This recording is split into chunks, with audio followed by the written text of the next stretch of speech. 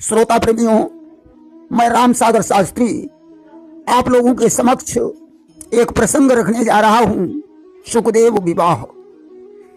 देखिए, ब्रह्मा जी के मानसिक पुत्र हैं देवर्षि नारद, जिनके लिए एक बात कही जाती है, एक कहावत प्रसिद्ध है कि बनी बिगारी दे पुनि जोरे और नारद नाम धरा घर फोरे। जो बनी को बिगाड़ दे और बिगड़ी को सुधार दे, जहां झगड़ा न होता हो वहां झगड़ा करवा दे, उसे नारद कहते हैं। नारद का दूसरा अर्थ है ना माने नहीं, रद माने रद्द। जिनकी बात कभी रद्द न हो उसे नारद कहते हैं।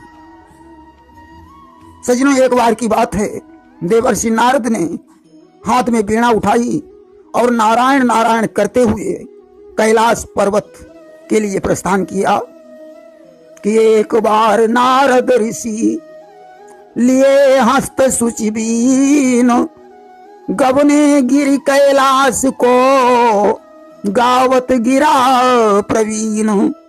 आज पहुंच गए हैं कैलाश पर्वत पर। देखा भगवान शंकर समाधिस्थ हैं। नारद माता पार्वती के गले में लिपट कर रोने लगे।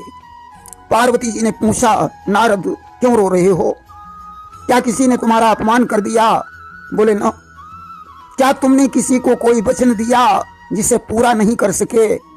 नारद ने कहा, नहीं मां, मैं अपने दुख में नहीं रो रहा हूं, मुझे तो तुम्हारा दुख है। मेरा दुख? बोले हाँ। वो कैसे? नारद ने कहा, मां, क्या तुमने भोलेनाथ के गले में पड़ी हुई माला देखी? बोली हाँ।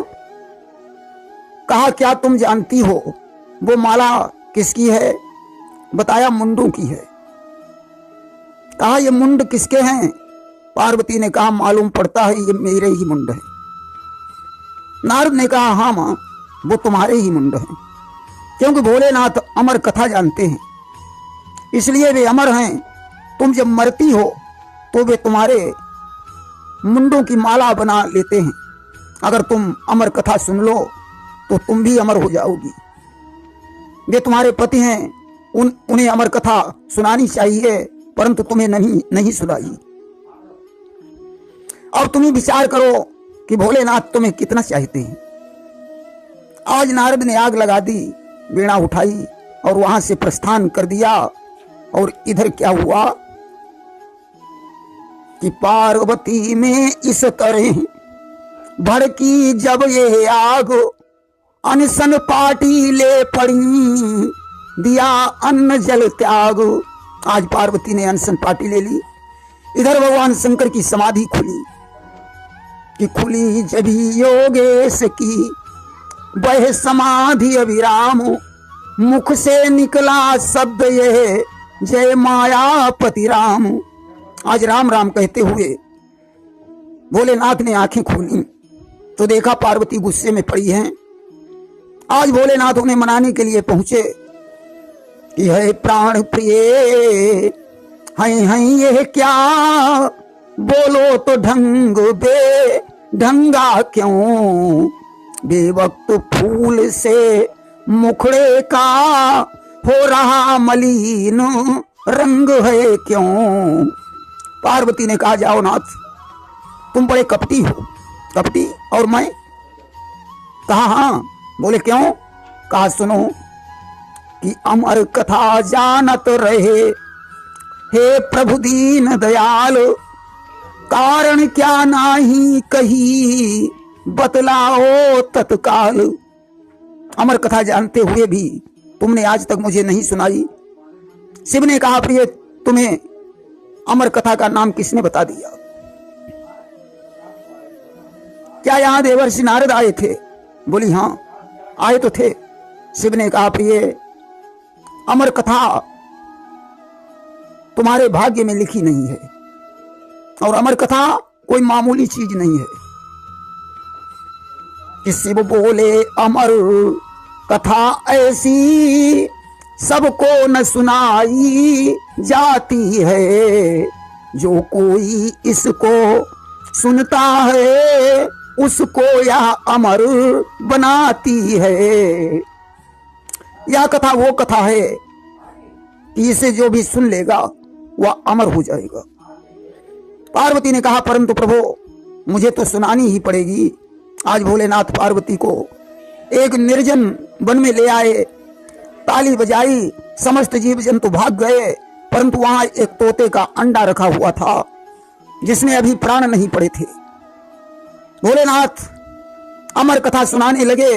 देखिए, मनुष्य की 4 अवस्थाएं होती हैं, जागृति, स्वप्न, सुषुप्ति और तुरीया।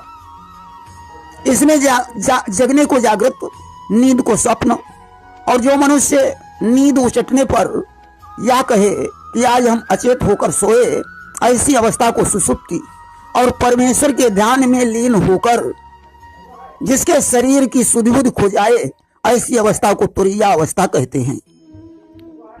आज माता पार्वती तुरीया अवस्था में पहुंच गई और वहां रखा हुआ तोते के अंडे में जान पड़ गई। वह हुंकारी देने लगा। पार्वती को जब होश आया, उन्होंने कहा, नाथ अभी तो आप ऐसी बात सुना रहे थे, अब आप कहां पहुंच गए? पार्वती से शिव ने कहा, प्रिय क्या तुमने इतनी कथा नहीं सुनी? बोली ना। कहा तो हुंकारी कौन देता रहा? बोली पता नहीं। अब तो शिव को क्रोध आ गया कि मालूम होता है किसी धूर्त पाखंडी ने अमर कथा का पान कर लिया है। त्रिशूल उठाया और कहा, जाओ जिसने अमर कथा का पान किया है उसका सिर काट लाओ। आज त्रिशूल चल देता है। त्रिशूल को देखकर तोता भाग खड़ा हुआ। त्रिभुवन में उसे शरण नहीं मिली कि काहू बैठन कहा न वही, और राखी को सकई शंभु कहे द्रोही। किसी ने उसकी सहायता नहीं की। शिव के द्रोही को कौन बचा सकता है? व्यास जी की पत्नी तारा छत पर केसों को सुखा रही थी। उन्हें जब महाई आई, तोते ने सूक्ष्म रूप बनाकर तारा के मुखमंडल में प्रवेश किया और उदर में पहुंच गया। देखिए, तोता अष्टांग योगी बन चुका था। लंका में एक अष्टांग योगी हुआ है, मेघनाथ। देखिए, व्यास जी को जब पता चला कि हमारी पत्नी तारा गर्भवती है, बड़े प्रसन्न हुए, परंतु बच्चा तो 9-10 महीने में जन्म लेता है। यहां 12 वर्ष बीत गए, बच्चा पैदा नहीं हुआ।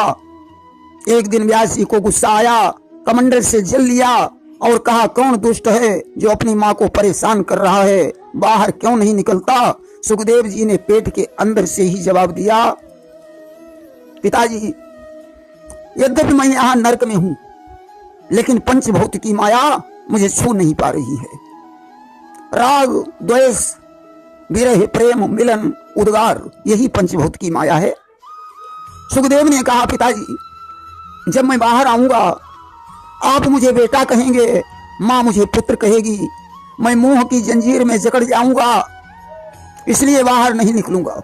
व्यास जी ने कहा, बाहर आओ, मैं तुम्हें कभी बेटा नहीं कहूंगा। आज सुखदेव जी ने नार व्यवहार को समेटा और जंगल की तरफ भाग खड़े हुए कि जनमत ही जग दुख निरखी, नरा लपेटे अंग, भाग चले सुख मोह वस, लगे व्यास हु संग। आज व्यास मोह में पड़कर हा पुत्र कहकर पीछे भाग खड़े हुए। और सर पर नगन नहात तिय कीनन सुकही दुराव, व्यास लखट पटधारी सब, लेहु लाज भरी भाव। सरोवर पर कुछ स्त्रियां निर्वस्त्र होकर स्नान कर रही थीं। उन्होंने सुखदेव जी से कोई परहेज नहीं किया, परंतु व्यास जी को देखकर लज्जित होकर शरीर पर वस्त्र धारण कर लिए। कारण पूछे व्यास मुनि और कहे तुम ही जग भान, परमहंस सुखदेव को नारी पुरुष समान। व्यास जी ने स्त्रियों से पूछा कि अभी अभी हमारा जवान बेटा तुम्हारे सामने से होकर गुजर गया, तुमने उसको कोई पर्दा नहीं किया और मुझे देखकर वस्त्र पहन लिए। स्त्रियों ने कहा, आपको सांसारिक वस्तुओं का ज्ञान है, परंतु सुखदेव जी परमहंस हैं जिन्हें स्त्री पुरुष का भेद नहीं मालूम है। आगे जाकर सुखदेव ने वृक्षों में अपने शरीर को तन्मय कर दिया। आज वृक्षों से आवाज आने लगी अरे ज्ञानवान व्यास जी, ठहर जाओ, पहले मेरे प्रश्नों का उत्तर दो। एक ऐसा हौज बनवाया जाए जिसमें मलमूत्र भरा हो और जबरदस्ती किसी को पकड़कर उसमें डाल दिया जाए और बाद में उसे नहला धुलाकर उससे कहा जाए कि हौज में एक डुबकी और लगा लो, क्या वो लगाएगा? व्यास जी ने कहा कदापि नहीं। सुखदेव जी ने कहा मां का उदर उस हौज की तरह है जिसमें जीव 9 महीने उल्टा लटका रहता है, प्रभु से प्रार्थना करता है, हे प्रभु एक बार उबार लो, मैं पृथ्वी पर आकर आपका भजन करूंगा।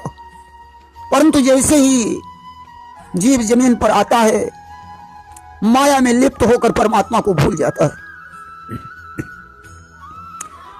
व्यास जी ने देखा पुत्र तो बड़ा ज्ञानवान है, कहा जा बेटा तेरी तपस्या पूर्ण हो। व्यास जी घर लौट आए। सुखदेव जी जंगल की तरफ जा रहे थे। जिस समय जंगल की तरफ जा रहे थे उन्हें रास्ते में नारद जी मिल गए। इन्होंने नारद से ज्ञान देने को कहा। उन्होंने सुखदेव जी से कहा कि तुम अपने पिता के पास जाओ, वही तुम्हें ज्ञान दे सकते हैं। आज सुखदेव जी वापस लौट आए। व्यास जी ने उन्हें श्रीमद् भागवत का ज्ञान दिया। प्रारंभिक शिक्षा के बाद सुखदेव जी को देवगुरु बृहस्पति के पास वेद शास्त्र इतिहास की शिक्षा प्राप्त करने के लिए भेजा। देवगुरु बृहस्पति से शिक्षा प्राप्त करने के बाद सुखदेव जी पिताजी के आश्रम पर वापस लौट आए। देखिए सुखदेव जी सांसारिक बंधन जन्म मरण के दुख से व्यथित रहते थे, इसलिए वे अपना विवाह नहीं करना चाहते थे। और बेटे का यह वैराग्य देखो, चिंता में व्यास समाये हैं, सुत को विवाह करने के हित लाखों उपदेश सुनाए हैं। बेटे के वैराग्य को देखकर व्यास जी चिंता में डूब गए। व्यास जी चाहते थे कि मेरा पुत्र विवाह कर ले। नाना प्रकार के उपदेश देकर व्यास ने उन्हें समझाया, परंतु सुखदेव जी विवाह करने के लिए राजी नहीं हुए। व्यास जी ने सुखदेव से कहा पुत्र गृहस्थाश्रम से बड़ा कोई धर्म नहीं है। सुखदेव जी बोले पिताजी मैंने तो ऐसा सुना है कि गृह पालन नाना जंजाला और ते अति दुर्गम शैल विशाला। गृहस्थ जीवन बहुत बड़ा जंजाल है। व्यास जी बोले पुत्र चारों धर्मों में यही धर्म बड़ा है कि चारों धर्मों में बड़ा धर्म जग में गृहस्थ कहे लाया है। जिस पर पलटते हैं सभी धर्म यह वेदों ने समझाया है। गृहस्थाश्रम सबसे बड़ा है। ब्रह्मचर्य वानप्रस्थ और संन्यास ये तीनों धर्म इसी से पलते हैं। मनुष्य पर 4 ऋण होते हैं, पितृ ऋण, देव ऋण, ऋषि ऋण और मनुष्य ऋण। और पितु की सेवा करके बेटा पितु ऋण निपटाया जाता है। यज्ञादि कर्म के करने से ऋण देवों का मिट जाता है। माता पिता की सेवा और भरण पोषण से पितृ से मनुष्य मुक्त हो जाता है। यज्ञादि कर्म करने से देव ऋण मुक्त हो जाता है। इसी प्रकार वेदों को पढ़कर ऋषि का ऋण हे पुत्र चुकाया जाता है। मानव ऋण दया दान ही से जग में निपटाया जाता है। वेदों का अध्ययन करके ऋषि ऋण से मुक्ति मिलती है। दान दया अतिथि सत्कार और सहयोग से मनुष्य ऋण से मुक्ति मिलती है। इसलिए पुत्र तुम्हें गृहस्थ बनना चाहिए। व्यास जी ने बहुत समझाया परंतु सुखदेव जी के कुछ भी समझ में नहीं आया। कि समझ नहीं आई मगर कि समझ नहीं आए मगर पितु के यह उपदेश तब भेजा सुखदेव को मुनि ने मिथिला देश। व्यास जी ने कहा पुत्र अब तुम मिथिलापुरी चले जाओ, वहां परम ज्ञानी राजा जनक से भेंट करो, वही तुम्हें सच्ची बात समझा सकते हैं।